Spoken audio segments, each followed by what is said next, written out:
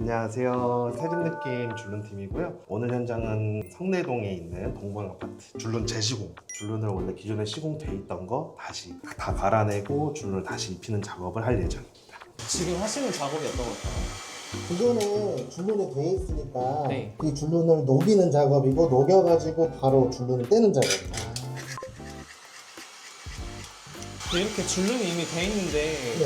다시 재시공하는 이유가 뭘까요? 여러 가지 그런 분들 때문에 재시공을 맡기신 분들이 많아요. 줄눈 시공이 정확히 어떤 건가요? 시멘트를 3분의 2 정도 제거를 하고 그 제거된 부분을 다시 충진하는 건데, 기존의 시멘트 같은 경우는 청소나 곰팡이 이런 게 많이 심하기 때문에 기능성 줄눈으로 바꾸는 작업을 대표적으로 줄눈 시공 작업 이런 거 많이 해요. 그러면 줄눈이 무슨 뜻이에요? 줄눈 같은 네. 경우에는 말 그대로 그냥 탈 사이의 줄, 이제 영어로는 그라우트라고도 얘기를 하는데, 말 그대로 시멘트 줄눈도 줄눈이고 탈 사이에 들어가는 건 다 통틀어가지고 줄눈이라고 표현을 하고, 근데 이제 거기에 들어가는 재료에 따라서 쉽게 생각해서 반짝이 줄눈, 폴리우레아 줄눈이라든지 이런 식으로 좀 명칭에 따라서 좀 많이 바뀌어요. 오늘은 어떤 걸로 오늘은 진행하시나요? 이제 폴리우레아 줄눈 시공을 하고 있고요. 그 폴리우레아 줄눈의 장점이 그럼 어떤 게 있나요? 청소가 쉬워져요, 압도적으로. 근데 단점은 내구력. 내구력이 한 7년 정도 바라보고 있고, 장점 같은 경우에는 그 청소, 매끈매끈하기 때문에 청소가 쉬워지고, 펄감이 있기 때문에 인테리어 효과도 엄청 좋고. 이게 색도 조금 변색되어 있는 거죠 지금? 아니요, 원색이긴 한데, 색깔 자체가 화장실에서 별로 안 하는 색깔 하신 거예요. 조금 옛날에 유행하던 네. 그런 스타일인가요? 네, 금색 계열이라 이게 단점이 노란 계열이 있으면 약간 물때낀 느낌 들어서 잘 안 하는 색깔인데, 그전에 했던 시공자가 색깔에 대해서 별로 신경을 안 쓴 것 같아요. 그러면 고객님께서 바꾸시려고 하는 이유도 색깔 때문에 예, 그러시나요? 약간 좀 오래된 느낌 든다고 하셔가지고, 그러면 팀장님이 추천하시는 색상도 있으신가요? 타일보다는 한 템포 좀 진한 색이 어울려. 관리도 쉽고, 밝은 색 같은 경우에는 먼지나 머리카락 이런 게 너무 잘 눈에 띄어가지고 안 하니만도 못해요. 그러면 이렇게 욕실 하나 하는데 시간은 얼마나 걸리는 편이세요? 평균적으로 재시공은 상황에 따라 다른데, 욕실 하나당 한 3시간 정도 걸려요. 너무 힘들어 보이시죠?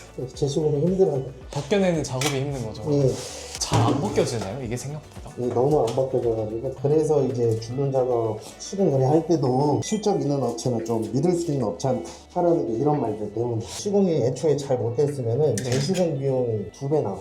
일반 시공. 싼 업체라고 좀 맡기고 이렇게 하신 분들이 계시는데, 그러면 열에 나오고 후회를 하세요.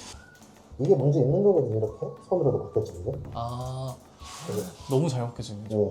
그러면 이 줄눈 시공은 가격은 보통 어떻게 책정되나요? 일단은 평균적으로 신축 아파트나 타일 교출 리모델링을 했으면은 그 욕실 하나당 바닥 기준으로 한 10만 원. 근데 이제 옛날 집이나 리모델링을 안 했다 하면 한 15만 원 선도 나오고. 욕실 말고 뭐 다른 곳에도 근데 줄눈 시공을 하는 경우가 있나요? 타일 붙어 있는 데는 다 할 수 있어요. 요즘에 현관, 세탁실이나 베란다 이쪽도 많이 하시고, 이제 거실에 타일 까시는 분들도 생각보다 많으셔가지고 거기도 다 할 수 있어요. 근데 요즘 이런 것도 DIY 이런 게 또 나와 있잖아요. 네. 그런 걸로 하는 건 어떻게 생각하세요? 이쁘려고 하는 건데 안 이쁘게 나오죠, 결과물이. 원료 자체가 달라요. 그래서 곰팡이나 이런 거의 기능성에 대해서도 많이 차이가 나고, 그리고 잘 하시는 분들도 계시는데 이제 어려운 작업이라서 오히려 그게 미워가지고 재시공 맡기시는 분들도 많아요. 그러면은 이제 1, 20만 원 아끼려다가 3, 40만 원 지출 나오는 거고. 이거 그냥 좀 궁금한 건데 욕실이 만약에 더러우면은 그럴 때는 어떻게 하시나요? 그거는 상관없어요. 저희가 예를 들어 여기가 뭐 곰팡이가 엄청 많이 폈다. 어차피 저희는 이거를 제거를 해야 되기 때문에 청소 유무하고는 상관없어요. 대신에 그런 오염도에 따라 비용은 조금 아니, 똑같아요. 똑같나요? 네. 그리고 오히려 청소 안 해준 상태가 좋아요. 왜냐면 줄눈은 저돌린 상태에서 식은 절대 못 해요. 와, 애매하네.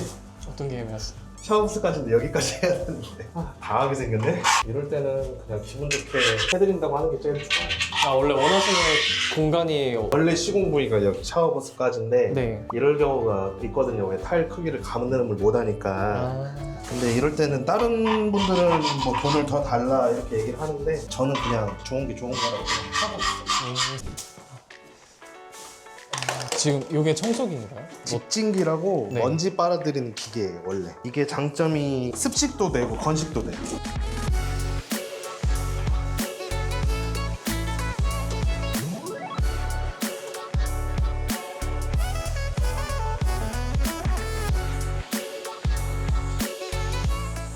지금 이제 그 재료 만드시는 건가요? 예. 근데 생각보다 이렇게 정밀하게 제조하시네요. 예, 오차가 크면은 굳질 않아요. 근데 이렇게 매번 하시기 전에 만드시는 건가요? 미리 안 만드시고? 미리 만들면 굳어버려가지고 현장에서 바로바로 만들어야 돼요. 그러면 이거 제조하시면서 색소 같은 걸 추가를 하시는 거예요? 예, 이따 섞을 거예요. 비율이 다 정해져 있어가지고 그 맞춰서 해야 돼요. 그래서 일반적으로는 힘들고 주방에 쓰는 제 0.01까지 나오는 정밀적으로 써야 돼요. 이쑤시개는 왜 거기에 꼽아 두신 건가요? 이따가 줄눈 넣을 때 튀어나온 부분이나 이런 거 조금 세밀하게 다듬으려고 껴놓은 거예요. 약간 노하우 같은 그런 그렇죠. 느낌이에요.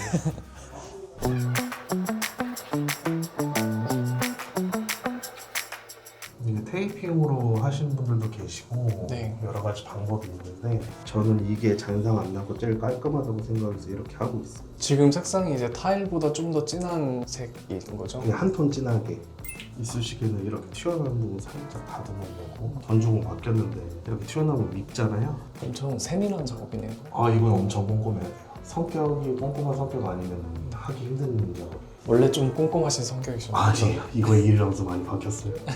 근데 이 줄루는 뭐 냄새나 유해성 같은 거는 따로 없나요? 네, 냄새랑 무해해요. 완전히. 그러면 뭐 아이가 있는 집이나 뭐 반려견이 있는 집도 전혀 문제 없는 거예요? 그렇죠. 오히려 더 추천하는 추세죠. 시멘트 같은 경우에는 곰팡이나 이런 것들 때문에 좀 비위생적이잖아요. 위생적으로 관리를 하실 거면은 오히려 추천을 많이 드리죠. 이렇게 시공하면은 당일에 샤워나 이런 사용하는 거는 어떻게 되나요? 이게 시공 끝난 거 기준으로 한 5시간 뒤에면 사용 가능해요. 그러면은 당일 아침에 하고서 저녁에 사용할 수 있는 거네요? 그렇죠. 네, 이렇게 시공하고 관리는 어떻게 하면 되나요? 타일 닦을 때 같이 청소하는 느낌으로 살살 문대시면 돼요. 청소하는 것처럼 네. 락스 뿌려놓고 그냥 살살.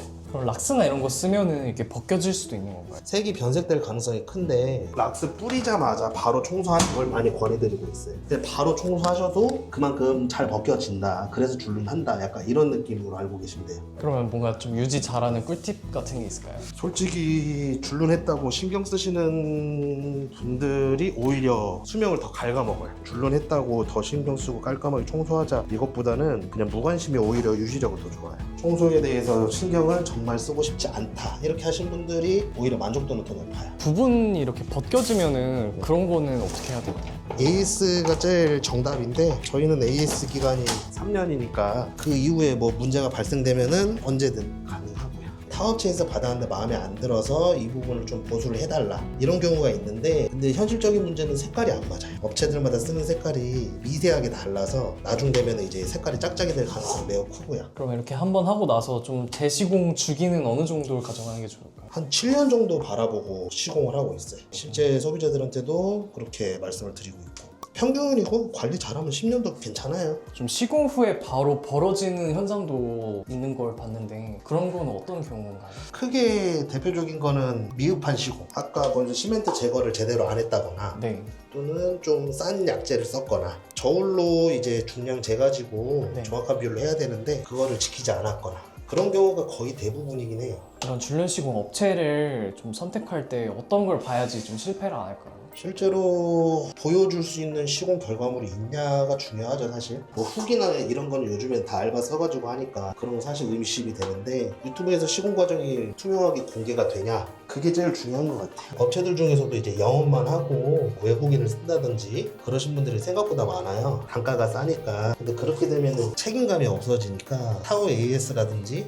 이런 거에 대해서 많이 불편을 겪으시죠. 내가 이걸 얼만큼 했고 사업 유지를 얼마나 했으며 그만큼 문제가 없었다. 약간 이런 게 중요하죠. 이게 사람 손으로 하는 거라서 실수는 있는데 중요하게 보셔야 될 거는 사고 처리가 당연하게 되냐. 그게 중요한 건데 싼 업체나 오픈이 안 된 업체들 같은 경우에는 그게 좀 불안해요. 쉬워 보이죠? 아니요. 그래요? 네.